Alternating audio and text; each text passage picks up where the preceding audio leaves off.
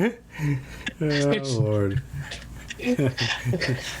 I shared that with my daughter, and she was like, That's funny. "Wow, that took a turn." That's So, funny. just Was that the one on Facebook? yeah, just proper Oh, male right, golfer jokes. right, right. You know, Just exactly what a golf joke should be. I mean, right. the quintessential golf joke, right there. No, You know, some go on and on and on. there's one that Jeff told that is even better, but that shall I will have to dig into my memory to resolve that one. But it was quite good. So Dennis, it's been only a week because now we're like Only on a this week. weekly cadence. Like, what the heck, Back man? to the cadence, moving to the beat of the week. I had not such a great Beautiful. I had not such a great week this week. Like Monday and Tuesday, I was kind of crap. Like I was really I had a really bad cold somehow. Yeah. On Monday, and then on Tuesday, I was just nauseous and felt like I needed to vomit all day, and like I didn't eat anything. Did you test for COVID? No, I have not. Oh, that's weird.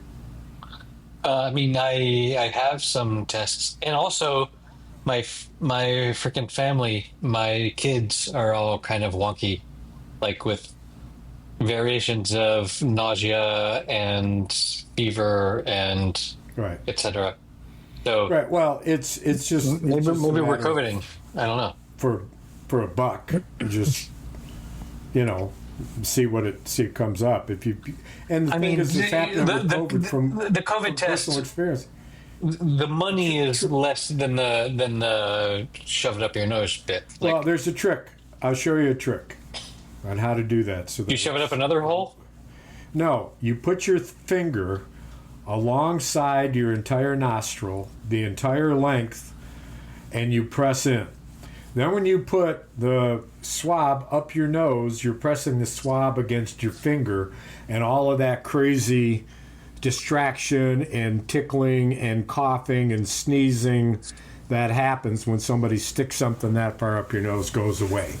It's a surefire. We should do T-shirts. On the front, a guy, a picture of a person with a swab up his nose with a disaster boom sneeze, colorful sneeze coming out of him. Right. And then on the back, a big picture of the directions. I think maybe a pencil drawing, right? Directions, how to fix it. People would stop you on the street. Does that work for colonoscopies as well, or? For you, it would. But in your case, your finger's already up your ass, and so I'm not sure there's that much that needs to be done. Because Okay. you told me before that you're in your office, and when you're sitting down in your office, it's always with your finger up your own ass for reasons you never really explained. But I know it could be. I mean, it's okay. It does make it hard to type, but also, the keyboard cleaning needs to happen regularly.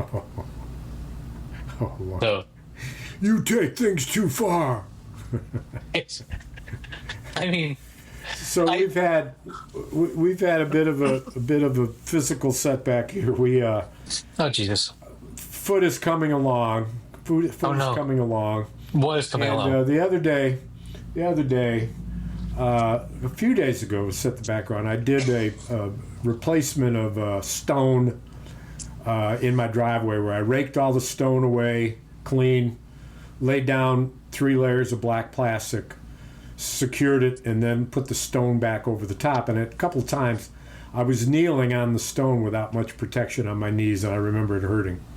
And then 2 days later, I built a cabinet that I bought for $80 online that's in like 8 pieces and with these little tiny machine screws to keep it together. So it's just so tiny but so strong when done correctly, and I did in fact do it correctly. But I was on my knees. It Amazing. hurt bad enough one time where I actually laid on my stomach to get lower to where the tool was because I couldn't go on my knees. Well, my bad foot swelled up from bending my toes so much. which I had not done since, God, before May. And then I was walking, doing a little shopping, and my right knee gave out,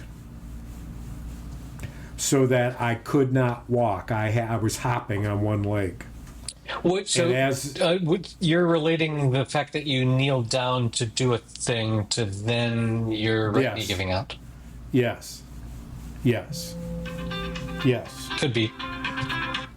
Yes. Does it relate to your ability to silence your phone during a podcast, or is that? Yes. And it's a syndrome. No, I'm aware. It's called ankle knee foot. Can't shut your phone off syndrome. Head, shoulders, knees, and toes, and Dennis is a dumbass syndrome. Yes. Oh, that's not very nice. We're not putting that on a T-shirt. Monkey. I mean, I've already. Do you want to see my T-shirt? I've already got it. Okay. So you got an owie. Oh well, so my leg gave out. Then, as is usual, when this thing happens, and it's a site of an old injury, a golf injury, in fact, where I had a bead on a ball that was way out of bounds in the grass and had a bead on it, so you stare at it and walk toward it. Stepped in a hole. My leg locked backwards. Locked backwards. Required microscopic surgery on my meniscus. Anyway, old story. Suspect there's a little piece of it floating around in there, perhaps, or the end of the meniscus is frayed, and in certain circumstances, it bends upon itself, causing pain. In any case, it's a microscopic trim job, as they say, which I've had in a frayed meniscus. A frayed meniscus. Your meniscus is afraid. Fearful of this operation. Yes. Yes. Aptly named. And so then I shook it off like I have over the years, and it wouldn't shake off. Well done, Taylor Swift. And I had to leave, so I limped, and it hurt. I got to the truck and shook it, drove a little while, got out, kind of, hesitantly, and felt fine. Walked into the next store to do a little bit of shopping. As I'm walking, every 5 steps, my knee felt like a stabbing pain right in the same spot every time. Wow. Thank God I had a cart because I leaned on it. So I've been off my feet ever since. And reading a lot. Reading a book that I picked up that is astounding in that it is science fiction, all done within a context in every story, short stories, every context of within the Roman Catholic Church is somehow interrelated with it. Science and fiction. It's called Sacred Stories and Visions. And every single one I've read, I'm in my 5th or 6th one, is absolutely riveting. Just riveting. From the first sentence. It's science fiction, but there are miracles? There's science fiction, but they all have within the context of the Catholic religion. And which means one way or the other. Let me give you an example. So the opening story is about an AI machinery that's in place at a monastery, and they program the AI to be St. Augustine.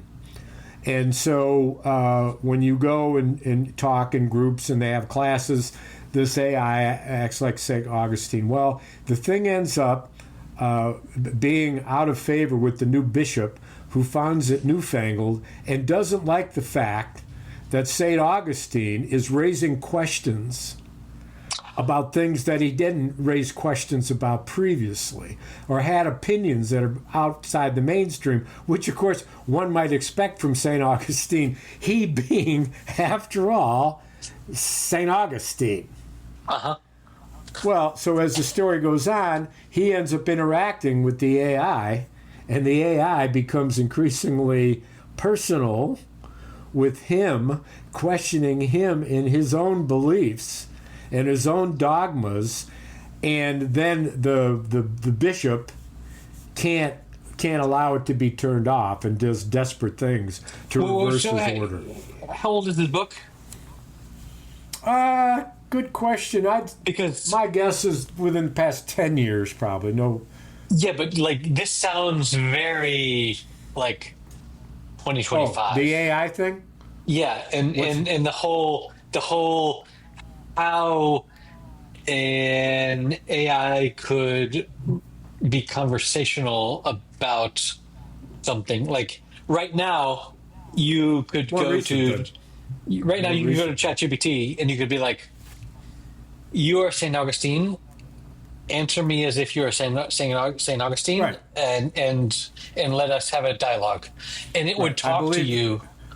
Yes, I believe this was imagined, as opposed to. But how freaky is it that it's like has really come to be like all the best sci-fi, right? Yes, all the best sci-fi in hindsight is freaky because of the shit that it says. Although the predictions of flying cars have been widely overestimated in there. Or Catholic sci-fi, which is a genre I did not know existed. And so I picked the book up because of Joe Bethany, who we've had on the show. As you know, grew up Catholic, and his books and poetry is often got Catholic and Christian. I have a question. Connections. Yes. Are there flying nuns? Good question. Right, sci-fi Catholic. You know, I would sally forth an answer. I'm not sure it's a field that I want to go. I don't know if I want to sally into that field. Yes, I got you. Yes, just proposing that. I don't know. None the wiser. I don't know. I don't have any more puns. None puns. That's an interesting genre. I have. Oh, anyway, wait. I want to finish though. I didn't finish. I lost my thought. Finish. Joe Bethany and the imagery, the Catholic imagery, and it's just so wonderful. I want to repeat it. You've heard it before, years ago, probably, where he's telling a story about a prisoner who is about to be released, but he's desperate, and he ends up going through all these provocations and ends up trying to escape. And the image that it closes with is him stuck on the barbed wire, the razor concertina wire, trying to escape in the crucifix position. And that's how the story ends. And this type of imagery is an example of what I mean by there's a context, right? Somewhere or the other.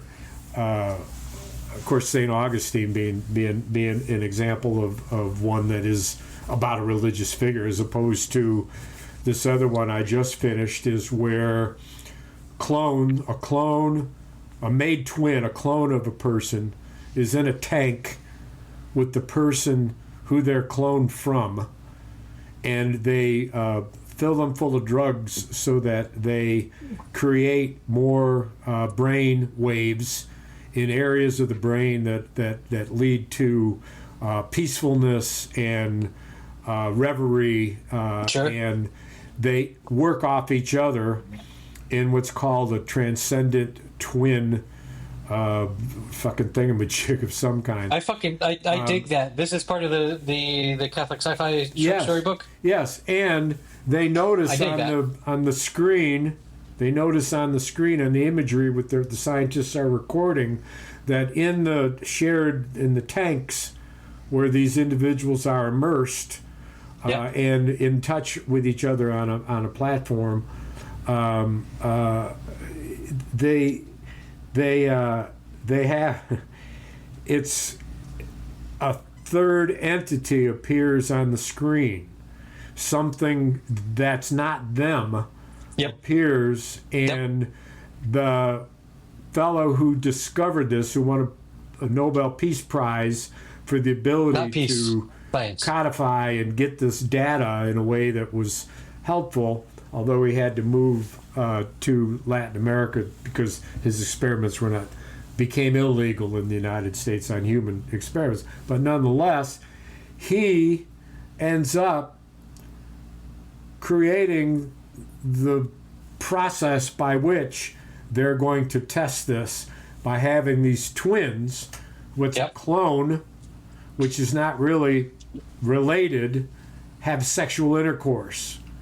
Because they believe that the creation of all of these powerful brain waves and emotive and whatever, in touch with whatever, right? I'll go back to orgasm. Is creating the third entity, which in fact is God. And he creates an institute called the Institute of Hope. And he experiments with people for the express purpose of scientifically proving that there is a God. And you will not believe the closing section. Bro was doing so much ayahuasca when he came up with this. That is amazing. Like, I'm all in favor of the thought experiment of, what if a clone of me was doing the craziest hallucinogenic drugs and was just like, we were in the chamber together, and then like a third entity appeared on the screen. Like, I find that both fascinating and kind of hilarious, but also but when you go back to the but no, there was an orgasm and then there was God. Like, that's like, whoa, bro. Like, you just that was the experiment. And the thing is that the woman who was the voluntary specimen, along with scores of others, her sister. Oh, there were women in the tank, not men. In this case, yes, a woman, and eventually a man. But she cloned this woman. She cloned a brother, a twin. That's not the way cloning works. Huh? You can't clone a brother. No, of course not. But that's how they refer to it. But sci-fi, science-fi, yes. And it was clearly that there because so the sexual thing was like, wait a minute, it's not your brother.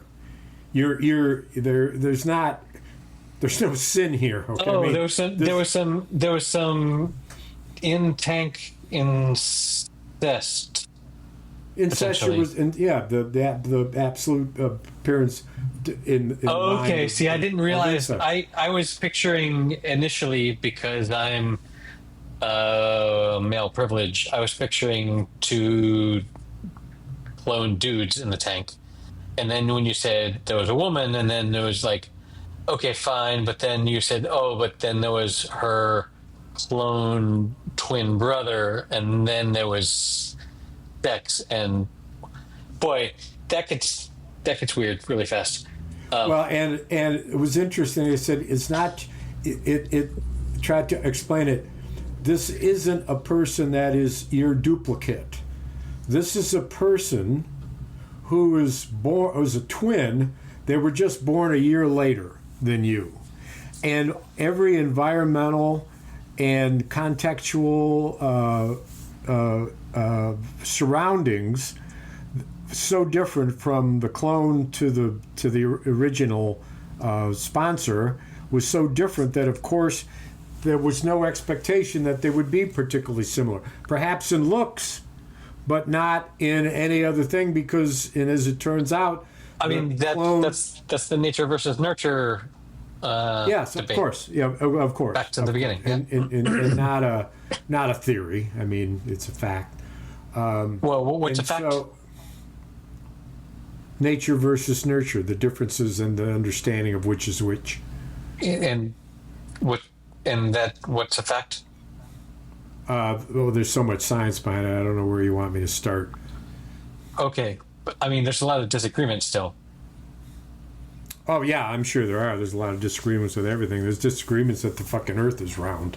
So whatever. I mean, go ahead. Okay.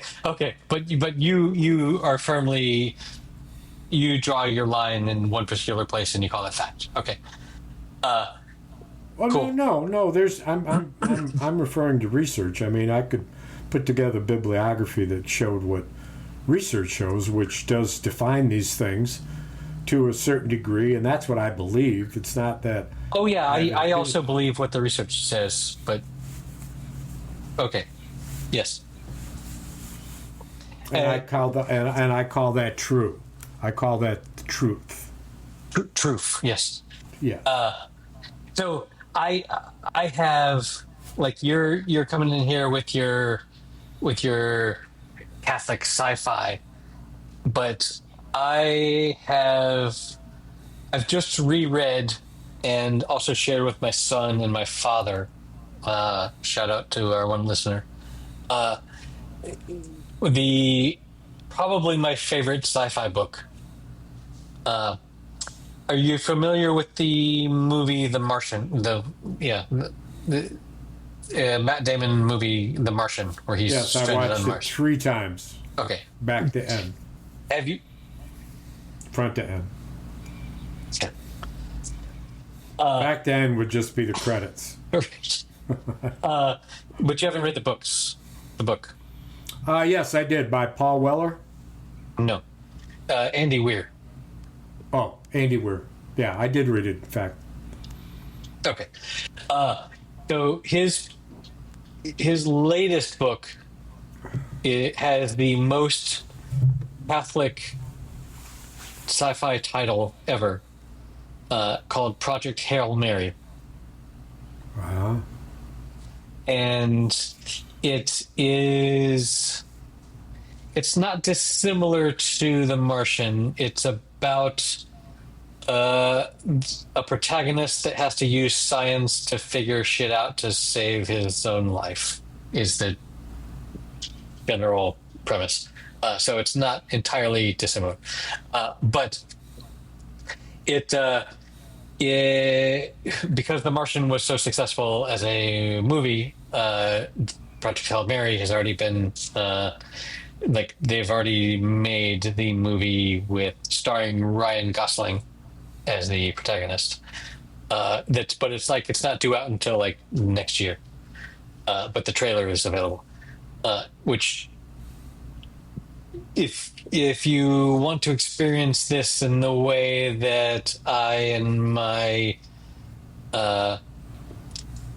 adjacent male relatives have experienced this, don't learn anything more about it than what I've just said.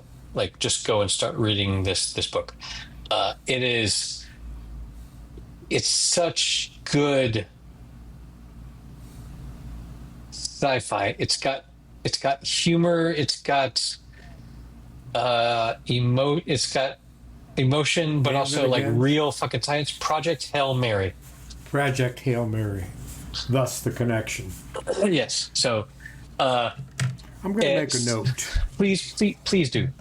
If you can read that book and we can come back and talk about it, I will talk to you about it. I read it last year, and then I reread it again this year because I wanted to reread it before I watched the trailer. But then I fell in love with it so over again that I shared it with my father and my son. It is so, and my son just finished it, and he was like, "Oh my god, that's the best book ever!" I can't, there's nothing, Well, I can't wait. So anyway, the fact that, so it's hilarious to me that you unprompted would bring up the topic of Catholic sci-fi, which is like, there's nothing Catholic about the book except for the title, but it's like so perfect. Ha. So anyway, Ha. there you go. Ha. You know what that is? That's the Blessed Virgin working miracles in our lives. That's Kismet, which is I'm not sure that you eat sausage when it's happening, but yeah, okay. I mean, that's the metric unit is Kismet, I think. Well, yeah, whatever. Metric unit I don't know. Of I what? live here in Europe. of sci-fi. Yes. So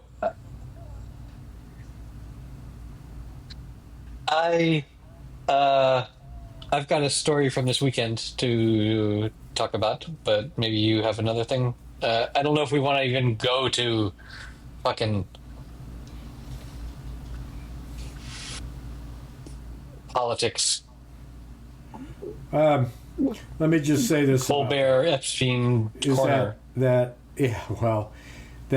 the current political climate where true MAGA faithful are questioning their leader and his authenticity is so terribly unprecedented that the drop in his polling, which now is, as they say, underwater, more disapproval than approval, is very, very, very, very poorly timed. However, it's offset that he has raised more money for the congressional races than any other president in the history of the world. See, this is a measurement that I don't see in my politics consumption. And he now has a presence. His political machine, and we've discussed on the show, has a presence in 100% of America's counties, where the voting takes place, where the votes are counted, where what does it mean to have a presence?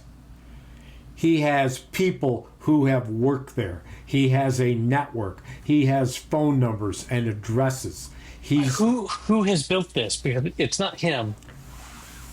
It's his political machinery, which a hierarchy of folks, but beginning with his current chief of staff, who you don't even know her name. She's so behind the scenes. I've always known the name of the chief of staff of the president. Built it. But yeah, she built it.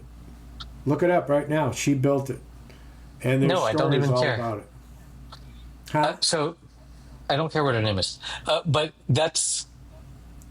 Oh, you will. You will. Ooh, well, that's very dramatic. Oh, yeah. I don't know. The whole.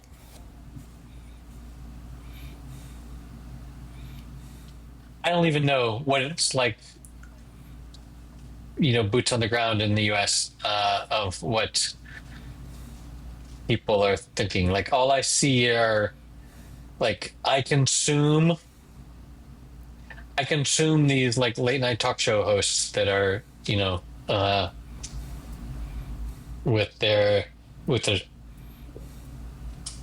sniper crosshairs on their foreheads. Yeah, well, since we've talked, Cobra's been canceled, correct? But that was just a few days ago. Yeah. And did you see Jon Stewart's reaction to that? I started to, and then something came up, but so no. It is one of his best segments he's ever done. Ever. Right. And Colbert did one afterwards where they did this gag where they were mocking the whole how CEO is caught at a Coldplay concert, and they did this thing where they panned across the audience and they found all these other celebrities, all the other talk show hosts were there. There was I did. There was John Oliver. There was Jon Stewart. There was Seth. Jimmy Fallon. There was I don't want to call him Conan, but yeah, they were. It was that sort of clever gimmick, but it was. Boy, it's like I've seen analysis both ways. I've seen that that we don't need that a smart dictator taking over the U.S. would not break the First Amendment. They would just make it so that, oh, you want to own a media platform? You're going to need to conform to these things that we've built up, which is simple enough. Which is, it's the rejection of the free press, but in a roundabout way, right? So It's listen. I think I said this last episode is that these people, this multi billionaire and his family, who are responsible for this situation, these oligarchs, they're only doing this for the money. The money and the power and the fame or whatever, but they don't care. It's 1/10 of 1% of their daily income. They don't care about any of that. The only thing they care about is the big deal. And Right. she would say, wherever did I say in my whole career that I was doing this for any other reason than money? right. So what part of what I'm doing for you do you find abhorrent when I've been honest from the get-go? Who did you think you were dating here? Sorry. Like how the Washington Post is like less than 1% of Jeff Bezos's holdings. Like he doesn't give a fuck about that. No. Like He's got whatever. he's got people who work for him who are there for whatever reasons. He's put people in these grand positions of power and riches, and they just like he gets a call maybe once every couple of weeks about it. Right. What? Hey, don't print this wrong story. now? Yeah. Handle it. Yeah. Right. Handle it. Well, and what's interesting is with the MAGA, the apparent split that's starting to happen is that Trump's negatives are going up amongst his own base, and when he fought his base and helped Israel bomb Iran, his faithful said, "You told us you would never do that. And you did it. What the fuck, boss?" And now the thing with Epstein's files, it's product of his own fucking making, Well, and so on the Daily Show this week, they've promoted one of their correspondents, the black guy Josh something, to be on the rotation for like the main desk. I don't know if you watch enough Daily Show, but like after Jon Stewart is on Mondays, then they sort of take turns running the desk. Yeah, I've seen some the rest of the week. I've seen some. But yeah, Josh, I follow him on social media, but I can't remember his last name. But he fucking killed it yesterday, just roasting the shit out of all of this. There are jokes that an African American can make that no one else can. And they leaned into that about how, he released more files about Martin Luther King, MLK Jr.'s assassination, and he was like, things are so desperate that he's releasing more Black history, which I thought was a pretty clever joke. But it's so they're these like Can you imagine where Cobra's going to go, where he's going to go and take his 2.7 million viewers. So like I consume more or less daily because I have in my daily routine 15-20 minutes where I'm just waiting on some process to complete on my computer, and I can watch YouTube, which is the thing I probably couldn't do if I was like present in an office. But the fact that I'm remote, like I can, and so I watch most of the yesterday's, and oftentimes like when I get up, it's like this was posted 2 hours ago from Seth Meyers or whatever, because it's like that hot off the press.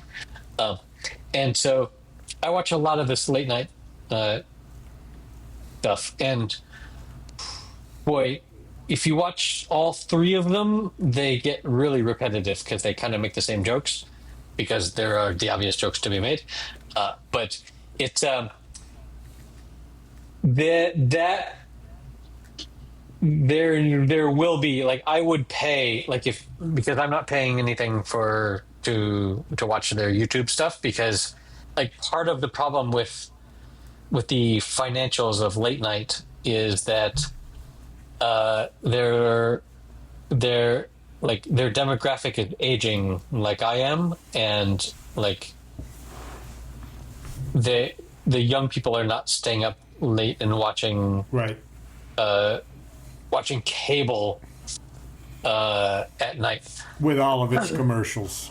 with all of its commercials, because generation whatever the modern one is can't stand commercials, nor can I. So there will be a platform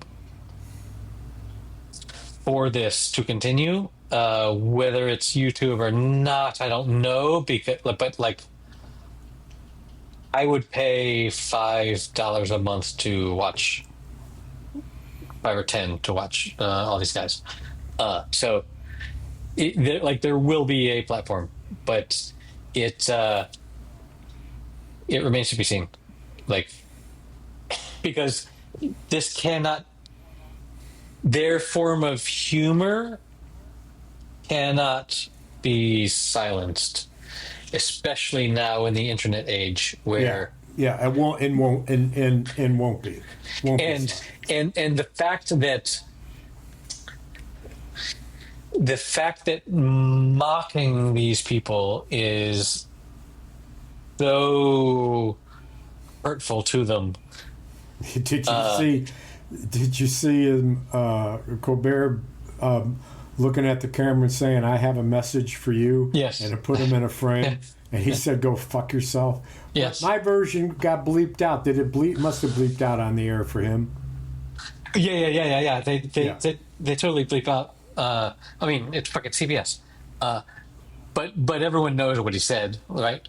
That, like, you do, and we all do. Perfectly well. But that is like, we are going to need in the upcoming years, we are going to need satire so badly, like, because satire is what shows that the emperor has no clothes, right? Yeah. Well, and back again to Conan's speech at the Kennedy Center, and his closing speech about just that, and it's quite a thing, that when you politically try to kill something, how it gets a life of its own. I mean, Epstein is the latest, greatest example of that. That's not going away, and it is the detractor. And Gavin Newsom, California governor, has now multi-million people following him because he is talking about Trump like Trump talks about other people. He's taking pages out of Trump's playbook and he's turning it against him, and he's getting rave reviews because he's got that same fuck you, irreverent, who cares, this is what I'm saying kind of stuff. So it's interesting. Cortez, what's AOC's real name? Alexandria Ortiz Cortez, something. Cortez, right. She is polling higher than Kamala Harris at 16% for who is the leader of the who is or who do you consider would be is the leader of the Democratic Party, and she comes in first, which is a real problem for the Republican for the Democrats, because the Bernie Sanders wing of the Democratic Party, the progressive wing of the Democratic Party, are exactly what Trump runs against, and it feeds into it perfectly. And so this argument of over woke has got legs, and if they don't run centrist, they gotta run Bill Clinton. They gotta run Bill Clinton. It's got to be some white dude who makes economic sense, and it's got to be about. His name is Pete. He can't be gay. Number one, can't be gay, because that would mean that you accept that. That means because you're woke, that you would accept that the president should, be involved. Yeah, but before you couldn't be black either, so fuck that. Yeah, this isn't the time for that. We're trying to reverse a right wing trend that is so far right that in order to get back to center, you can't expect somebody from the far left to be a magnet to pull things from the far right to the center. You've got to be somebody who's in the center so that the distance in the improvement of the opinion is half as big. You can support me with these centrist views, But who the fuck is centrist? Like, name a centrist Democrat. Gavin Newsom is centrist. Gavin Newsom is centrist. Read the shit. He's got conservative views. He's not totally woke by any stretch of the imagination. He runs the fucking fifth largest economy in the fucking world, among other things, and he's a damn handsome man. He's a damn handsome man. He's a cutie. Well, that doesn't matter. Boy, I would vote Pete and AOC as a ticket for Dace, but sure, we'll see what happens. Of course. Well, and what ends up happening is that there is going to be in Democratic history a somewhat bruising preliminary selection process, which I would imagine if Harris runs for governor and decides to run for governor, she's very likely to back Gavin Newsom. Harris? Kamala Harris? She's you might run for governor of California. Yeah. Okay, I didn't. This is new to me. I'm much more so than running for president again. Okay. And in doing so, Newsom very popular governor, and so there could be. It would oust him to be liberated to. No. He's term limited. He's either term limited or he's running for president. Either way, he's done. Okay.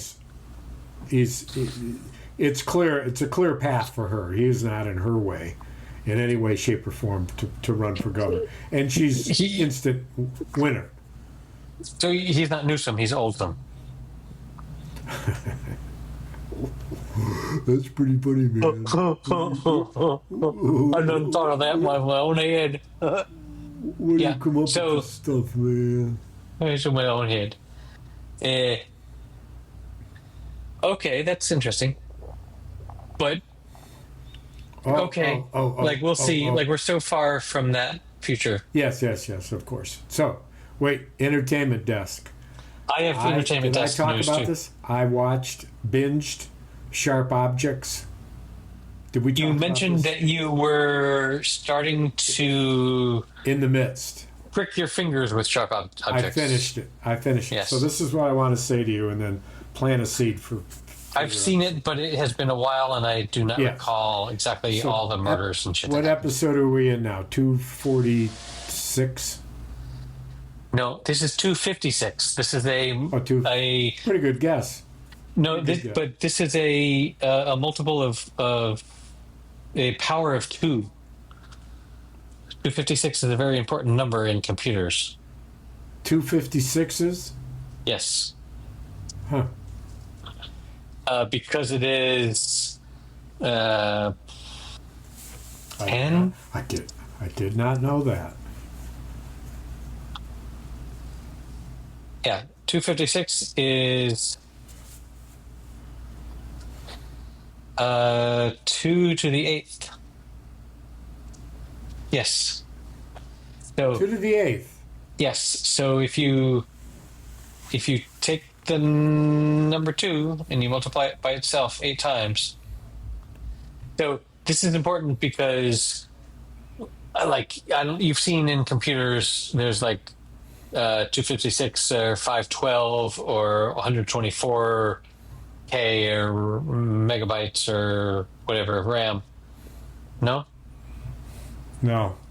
Okay. Anyway, 256 it's a nice round number in 2 to the 8th. in binary. Yeah, but in binary it's like 1 plus like 7 zeros or whatever. Like it's a nice round number. It's a big number. Round number. Round. Big, lots of zeros in that number. Indeed. You were going to say something? Because I've got entertainment desk. Yeah. So, back in the day, episode 156, as it turns out, Indeed. I mentioned to you that you should never leave a movie till the credits are done because of what can happen. Okay. I want you should watch this whole movie again, but no matter what, watch the ending and get back to me. To watch the ending of Sharp Objects? And the credits. The ending and the credits of Sharp Objects. That's quite a homework assignment, but yeah. That's the last, that's 8, that's I'll do an 8-hour assignment. Sure, I'll do that between now and next week. In a week. Yeah. You got these 20-minute intervals. True. There was a place I worked that was a machine shop, and I ran these 2 drills, big drill and a little drill. And the big drill took 3 minutes to get through this hunk of lead. It had to drill down through it. And the little drill took 1.5 minutes. And so I learned how to read a book and always at the exact time change the 2 tools without losing my place in the book. Tool of the day. 1.5 minutes every 3.5 minutes. Sure. That's amazing. Yes. Well done. So my entertainment desk news is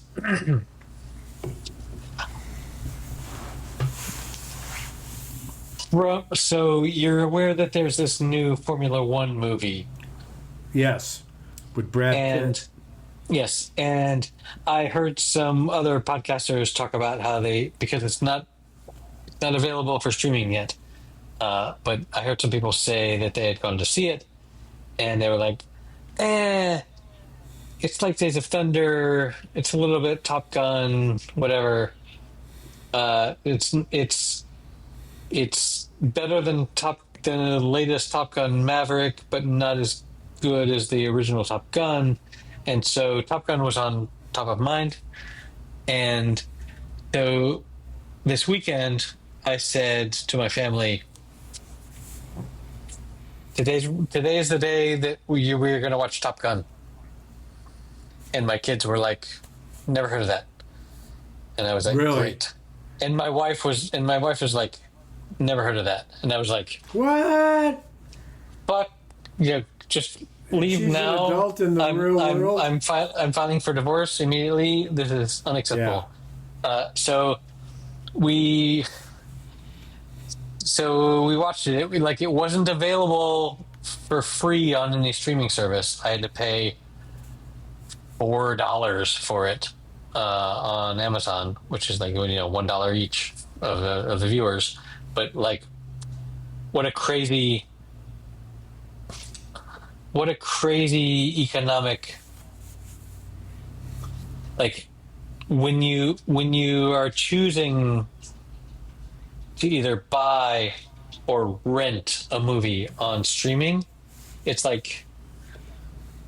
this is such a like we're pulling the word rent from the Blockbuster days where you had to like be Yeah, kind and rewind and like $3.99. and return the frickin' thing.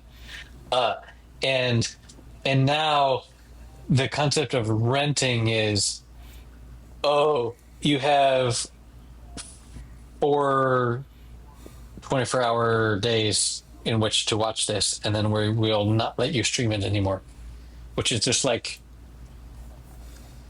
okay, I guess, like how many movies?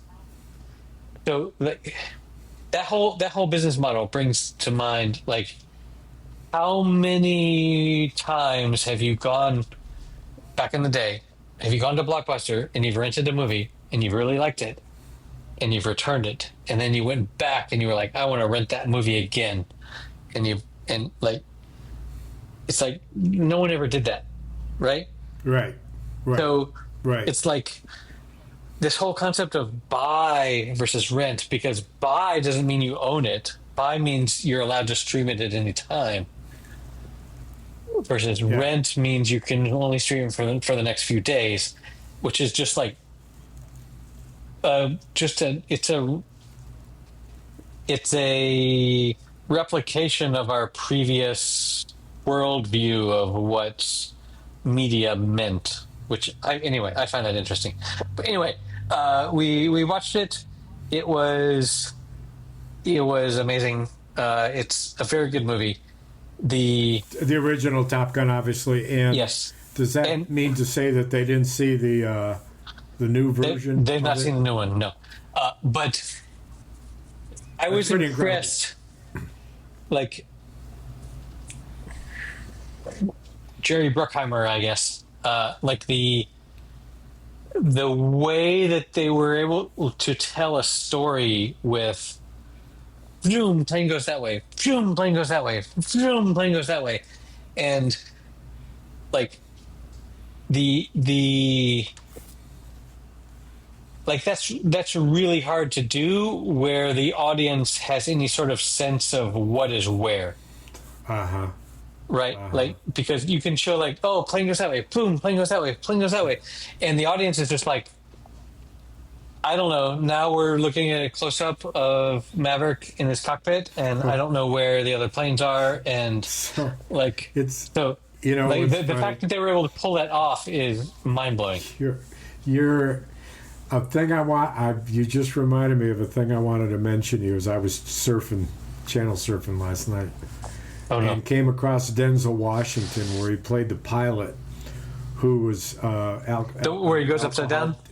and he flies the plane Yeah. upside down. And there's a YouTube of that entire long scene that ends up with him over a lunch or a breakfast where they're talking about him going to prison and Yeah, yeah, yeah. what he did, and you gave me a broken plane, I'm going to sue you, Yeah. kind of thing. But not I a remember leg to that. stand I remember that movie. Yep. toxology, But what my point was, the technical aspects of what he was doing to get the plane upside down and the orders he was giving were like never before clear to me. Is that a It's thing just that is that a that thing scene. that pilots can look at and be like, yeah, Yes. that's technically possible. Yes. Okay. Yes. That's the kind of YouTube video that I like to watch, is like Yeah. actual I experts weighing in on bullshit that Hollywood I comes up believe with. the answer is I believe the answer is, and so these kinds of things really kind of get your blood rolling. I saw this scene the other day of a Jack Nicklaus scene where he's on the back of a motorcycle. Jack Nicholson. And Jack Nicholas is the golfer. Jack Nicholson, yes, and he's on the back. He's dressed in a suit. He's got a helmet on, and he's in the back of a motorcycle, being driven by Peter Fonda. And Why not? in the motorcycle next to him is what's interesting, he looks just like David Crosby ended up looking like. But he was played the photographer in Apocalypse Now. I'm just drawing a blank. The movie is Easy Rider. Yes. Dennis Hopper. Dennis Hopper. Yes. So there's footage. It's not like it's a name you could possibly remember. Yes. I'll get your motor running.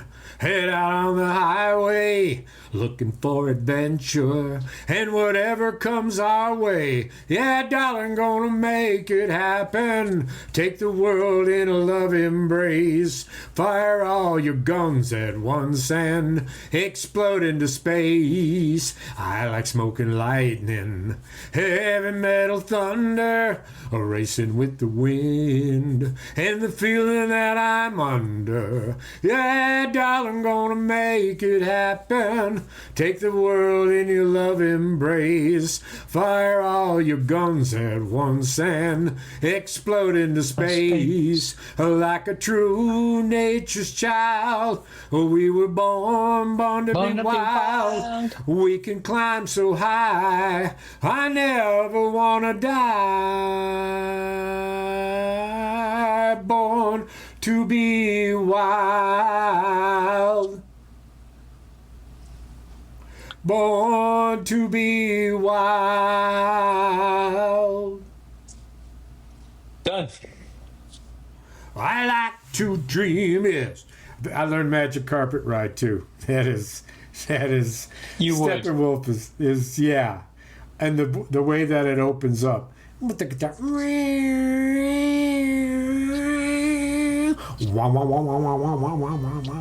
I like to dream. Yeah. Anyway, I'm out, bro. Cheers, bro. Thank you. All right, that's it for episode number 256. That's 2 to the 8th power. You can find the show notes at happyhour.fm/256, where there are links to some of the interesting things that we discussed. You can help support the show by going to patreon.com/happyhour.